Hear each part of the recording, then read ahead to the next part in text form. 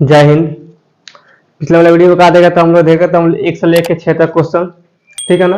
और लोग देखना है यहाँ पे 7 से, ठीक है ना। 7 में यहाँ क्या है कि संश्लेषित वस्त्र गर्मी के मौसम में आरामदेह नहीं होते। क्यों? क्योंकि संश्लेषित रेशे जो होते हैं ये रसायन द्वारा बनाते हैं, और रसायन द्वारा बनाते हैं तो एक कुचालक होता है, मतलब इससे हवा आर पार नहीं हो सकता है, ठीक है ना। ये ट्रांसपेरेंट नहीं होता है, जिससे क्या होता है हवा हम लोग को शरीर में नहीं लगती है, तो जब हवा नहीं लगती है तो गर्मी बाहर नहीं निकलता है, जिस वजह से हम लोग के जिसका वजह से हम लोग को अधिक गर्मी होती है। और अधिक गर्मी होती है तो क्या होता है हम लोग के जो वस्त्र हम लोग के शरीर में चिपक जाता है, इसलिए हम लोग के उससे दिक्कत होता है, ठीक है ना।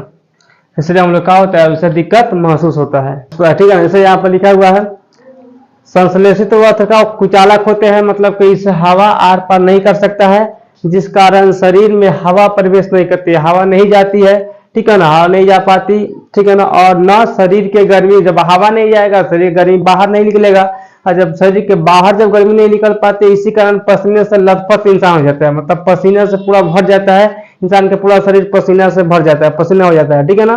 पसीने से संश्लेषित वस्त्र शरीर पर चिपक जाते हैं, ठीक है ना, क्योंकि रसायन से बने हैं तो शरीर पर क्या होता है चिपक जाते हैं, जिससे शरीर से व्यक्ति का होता है दिक्कत महसूस होती है, यानी उससे क्या होता है तकलीफ होता है। इसलिए हम लोग कभी भी संश्लेषित जो रेशे से जो वस्त्र बनते हैं वो हम लोग गर्मी में नहीं पहनना चाहिए, बल्कि उसको ठंडी में पहनना चाहिए। क्यों ठंडी में? क्योंकि वो अपारदर्शी होता है, ठीक है ना, वो हम लोग के कुचालक होता है, उससे हवा आर पार नहीं हो सकता है, ठीक है। नेक्स्ट यहाँ पे एक्रिलिक के 2 उपयोग लिखे, 2 उपयोग लिखे। तो एक्रिलिक के 2 उपयोग सबसे पहले क्या होता है स्वेटर बुनने में होता है, और शाल या कंबल बनाने में होता है, ठीक है ना।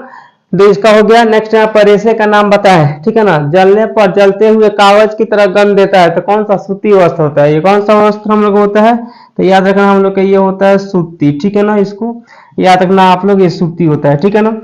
फिर यहाँ पर जलने पर जलते हुए बाल का गंध देता है, तो बाल का गंध कौन देता है? हम लोग के ऊन होता है जो, ठीक है ना, यानी ऊन ही देता है, ऊन देता है, ठीक है। इसका आंसर क्या हो जाएगा? हम लोग के ऊन हो जाएगा, ठीक है। यहाँ हम लिखते हैं ऊन रेशा, हम लोग के ऊनी रेशे, ऊनी रेशे, ठीक है। यहाँ पे क्या हो जाएगा? सूती रेशे। क्लियर है यहाँ पे। नेक्स्ट यहाँ पर जलने पर उबलती हुई फली का गंध देता है, कौन सा? ये नाइलॉन होता है। कौन सा होता है? हम लोग के ये नाइलॉन होता है, ठीक है ना, नाइलॉन, ये हम लोग के नाइलॉन हो जाएगा। क्लियर, यहाँ पे ये नाइलॉन होता है ना। अब यहाँ पर हम लोग आगे देखेंगे, ये भी हम लोग क्वेश्चन हो गया, 9 नंबर में हो गया, यहाँ पे 8 नंबर में हो गया, यहाँ 10 नंबर देखेंगे।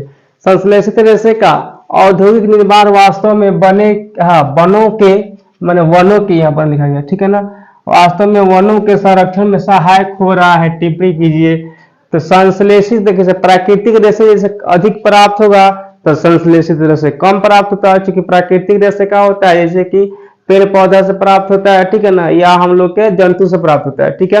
और जो संश्लेषित रेशे होते हैं इसे हम लोग खुद बनाते हैं, ठीक है ना। तो जब हम लोग खुद बनाते हैं तो इसको पेड़ों से काट कर बनाते हैं, तो जब संश्लेषित रेशा अधिक बनेगा तो पेड़ की कटाई जब अधिक होगा, अधिक काटना पड़ेगा पेड़, जब पेड़ अधिक काटना पड़ेगा तो हम लोग का वायु अच्छा नहीं मिलेगा, तो वातावरण का होगा असंतुलित हो जाएगा, जिससे क्या होगा मनुष्य के तरह तरह की बीमारी होगा, तरह तरह के मतलब बीमारी में ग्रस्त हो जाएगा मनुष्य, ठीक है ना। तो यहाँ पे संश्लेषित रेशे का औद्योगिक निर्माण वास्तव में वनों के संरक्षण में सहायक हो रहा है। टिप्पणी कीजिए। तो सबसे पहले कहा यहाँ पे कि मनुष्य द्वारा रेशे रसायनों के माध्यम से बनाया जाता है, तो मनुष्य द्वारा जो भी बनाया जाता है रेशे उसे संश्लेषित रेशे कहते हैं, और वो क्या होता है रसायन के माध्यम से बनाया जाता है, ठीक है ना। और प्राकृतिक रेशे जंतु और पादप से प्राप्त होता है। ये बात क्लियर है कि प्राकृतिक जो भी रेशा है जंतु और पादप से प्राप्त, जंतु और पादप से प्राप्त होता है। प्राकृतिक रेशे से हमारी जरूरत पूरी हो जाती है, कहने का मतलब कि हम लोग के अगर प्राकृतिक रेशा से जरूरत पूरी हो जाएगी तो संश्लेषित रेशे कम बनेंगे, और जब कम बनेंगे तो पेड़ कटाई कम होगी, जब पेड़ कटाई कम होगी तो हम लोग का अच्छा हवा वायु मिलेगा, ठीक है ना। तो इस सब प्राकृतिक रेशे से हमारी जरूरत पूरी हो जाती है, ठीक है ना। और मनुष्य द्वारा कम रेशे बनाया जाता है। जब हम लोग प्राकृतिक रेशे द्वारा प्रयास करेंगे हम लोग कि प्राकृतिक रेशे द्वारा ही हम लोग का जरूरत पूरा हो जाए, और जो संश्लेषित रेशे होता है मनुष्य द्वारा ये कम बनाया जाए, ठीक है ना। तो यहाँ हो जाती है मनुष्य द्वारा कम रेशे बनाया जाता है, जिससे पेड़ पौधे सुरक्षित रहते हैं और वातावरण भी शुद्ध रहता है, ठीक है ना। तो एक एक्सपेक्ट टिप्पणी हम लोग के ये हो गया, ठीक है। तो आज क्लास में हम लोग 7, 8, 9, 10 क्वेश्चन पढ़े हैं, ठीक है ना। इसलिए आज इस वीडियो के साथ आज के चैप्टर खत्म। अब कल से पढ़ाएंगे हम लोग का मैथ वीडियो समाप्त। आज की क्लास। जय हिंद।